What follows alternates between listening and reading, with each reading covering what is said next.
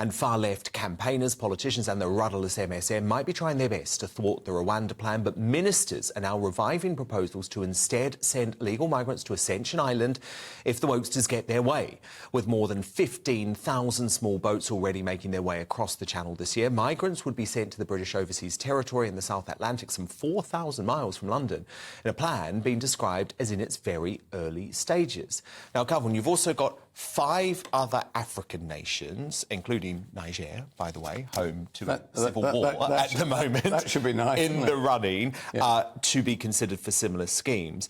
My frustration with this, Kelvin, is it's simply too late. It feels like spin, because the Tories have been speaking about turning Ascension Island into an offshore processing centre since 2005.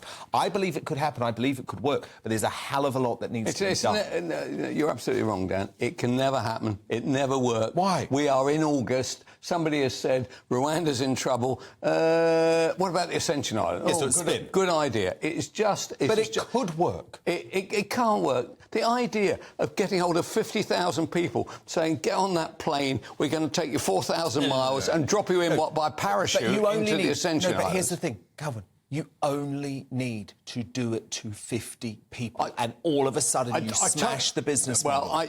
Anyway, I just say it's not possible. It's not really a serious plan. There isn't a serious plan. The government are issuing ridiculous things, so landlords are now going to be fined £500 million if they take on somebody who has got some false papers and they didn't realise it and all the rest of it. They aren't dealing with the substantive policies. The Libby Stockholm thing, that's not going to work. It's about 3 people. There's 170,000 out there that are going to be dealt with every day. Only 15 people entered that damn barge today. But what about the most ridiculous aspect of it all is that the people who didn't get on the boat used lawyers we paid for, our lawyers, saying that they're scared of water. How did they arrive, for God's sake? You know, the whole thing's preposterous. But if you think it's bad now, thank God for GB News having some debate about this issue. What on earth is it going to be like when Labour get in? What is their plan? There is no plan. We don't have, either on the Tory side, to be honest, or the Labour side, we have no plan to deal with this. You only have one plan. It's my plan. You take the smugglers out. You treat it like a war. Yes, it will cause problems with Belgium and France. We've always had problems with them. We've been fighting them for 1,000 years. It doesn't matter. If we don't do something in which we meet fire with fire, we will be talking about this in a... How does that work? Because surely you would have to define the people smugglers as a terrorist organisation to be able to justify doing that. Yeah, well, that's the way we view it, isn't it? That we view people who are going to try to destabilise our country, rob our schooling, rob our NHS. If we don't do something, OK, what's the alternative? The alternative is to listen to more and more Home Secretaries coming up with more and more preposterous ideas, like sending 30,000 people, 20,000, 2,000 people to the Ascension Islands. Where did that come from? You make the point there. We've been hearing this now.